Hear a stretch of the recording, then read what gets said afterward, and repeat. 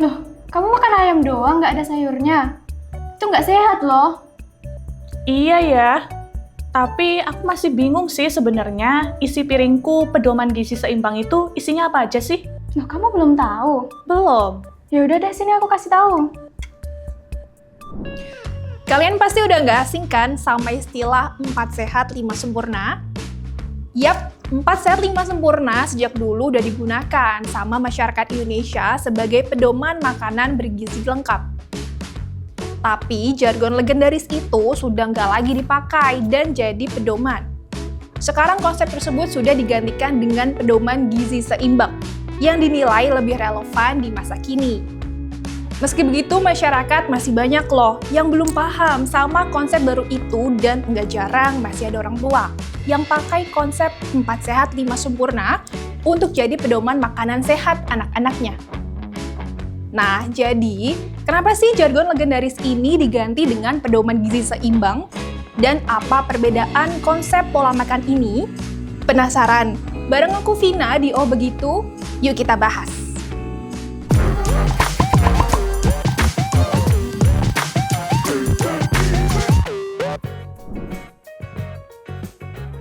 Sahabat Sehat pasti udah gak asing sama program pemerintah tentang makan bergizi gratis yang sedang ramai digencarkan di era pemerintahan Presiden Prabowo.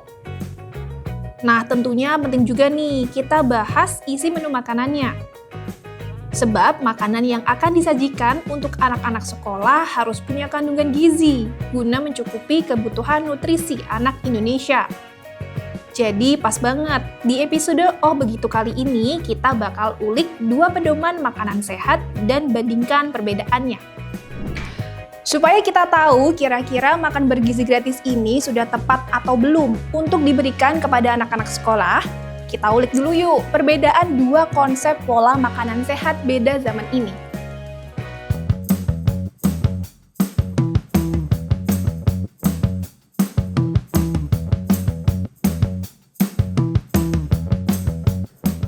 Empat sehat 5 sempurna dan pedoman gizi seimbang atau PGS ternyata 2 konsep yang berbeda loh sahabat sehat. Apa sih bedanya? Sini aku kasih tahu.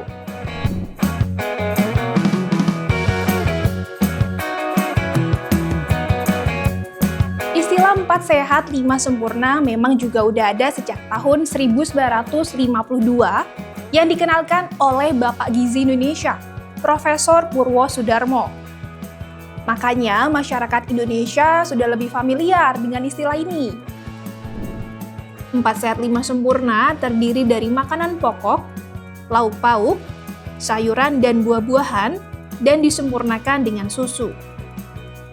Dengan mengonsumsi makanan 4 sehat 5 sempurna bisa mencegah gizi buruk, meningkatkan sistem imun, mengontrol berat badan, menurunkan kadar gula, menjaga sistem pencernaan, mengurangi risiko penyakit, dan lainnya. Kalau konsep PGS atau yang dikenalkan dengan slogan isi piringku adalah panduan kebutuhan gizi harian yang seimbang. PGS dengan slogan isi piringku ini udah ada sejak tahun 2012 yang menggantikan konsep 4 sehat 5 sempurna. Konsep isi piringku yakni setiap kali kita makan, 50% piring diisi dengan sayur dan buah, lalu 50% lainnya diisi dengan makanan pokok dan lauk pauk. Beda dengan 4 sehat 5 sempurna, isi piringku nggak mencantumkan soal konsumsi susu sebagai penyempurna. Nah, saat ini seperti yang kita tahu, program makan bergizi gratis yang sedang dicanangkan pemerintah memasukkan susu sebagai pelengkap menu makan anak-anak sekolah. Sedikit tentang program makan bergizi gratis atau MBG, mengutip situs resmi Sekretariat Negara, program ini adalah langkah strategis pemerintah dalam mewujudkan SDM yang unggul dan pemenuhan kebutuhan gizi masyarakat.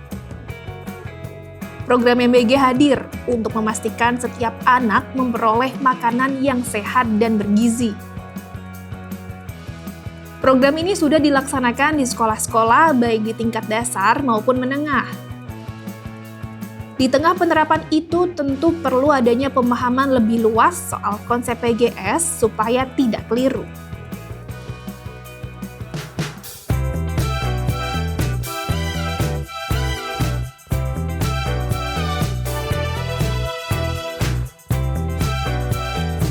Selama ini, masyarakat Indonesia selalu pakai konsep 4 sehat 5 sempurna untuk pedoman makan bergizi.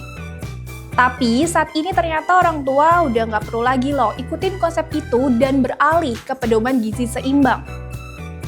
Lantas, kenapa konsep 4 sehat 5 sempurna ini tak lagi dipakai? Konsep 4 sehat 5 sempurna dinilai sudah ketinggalan zaman alias jadul. Dan orang tua disarankan untuk nggak lagi menjadikannya sebagai pedoman untuk mengatur pola makan anak-anaknya. Mengutip kompas.com, dokter spesialis anak dokter Christian Wongso mengatakan konsep 4 sehat 5 sempurna sudah dikembangkan dan disempurnakan menjadi pedoman gizi seimbang.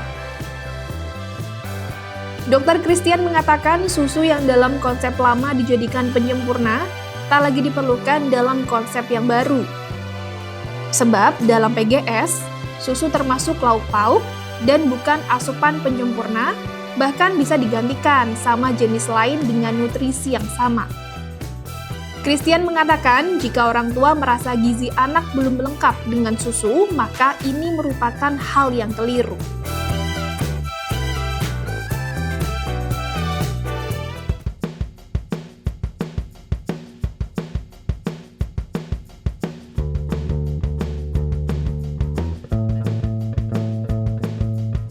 Masih bingung ya? Nah, lebih lengkapnya aku kasih tahu apa aja sih perbedaan dari konsep 4 sehat 5 sempurna dan pedoman gizi seimbang. Direktur Gizi Masyarakat Kemenkes RI, Insinyur Dodi Iswardi MA menjelaskan 4 perbedaan utama konsep 4 sehat 5 sempurna dan pedoman gizi seimbang. Konsep PGS sendiri dimaknai sebagai susunan makanan sehari-hari yang mengandung zat-zat gizi dalam jumlah dan jenis yang sesuai kebutuhan tubuh.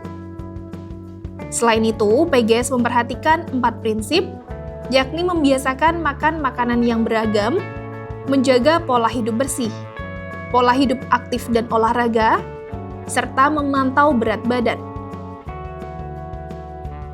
Dalam konsep 4 sehat 5 sempurna, susu jadi makanan atau minuman yang dianggap penyempurna. Sementara dalam konsep PGS, susu masuk dalam kelompok lauk pauk dan bukan makanan penyempurna. Dodi menjelaskan, kandungan gizi pada susu adalah protein dan berbagai mineral seperti kalsium, fosfor, dan zat besi. Nah, itu bisa diperoleh dari jenis makanan lain yang sama nilai gizinya. Misal protein bisa dari telur, dan daging atau ikan.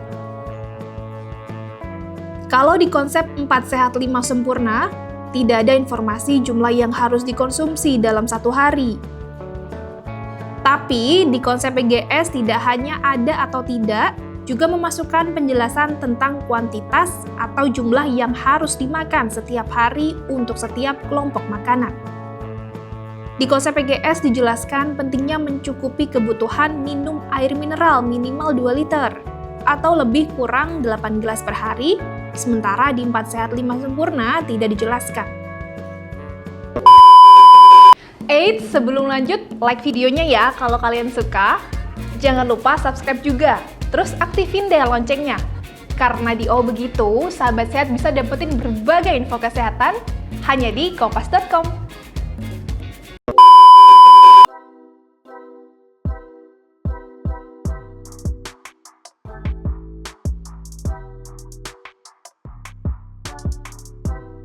Jadi di isi piringku itu ada apa sih?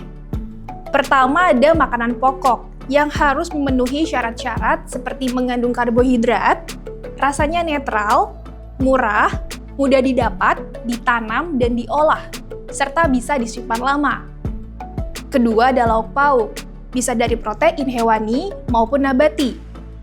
Lauk hewani adalah daging merah, unggas, ikan dan hasil laut, telur, susu dan produk olahannya.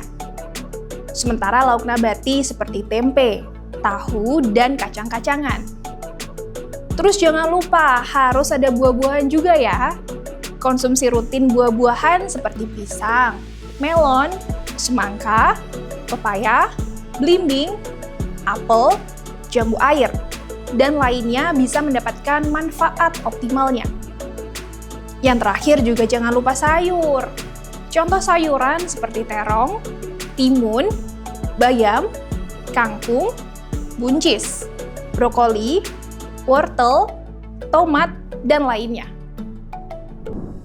Nah, udah tahu kan sekarang kalau 4 sehat 5 sempurna itu udah jadul dan diganti sama isi piringku sebagai pedoman gizi seimbang.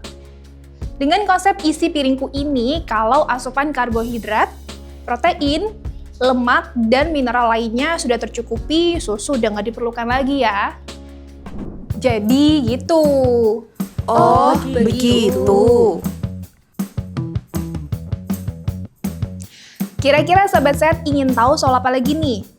Yuk tulis di kolom komentar ya. Saya Vina Mutizin pamit, sampai jumpa di Oh Begitu selanjutnya.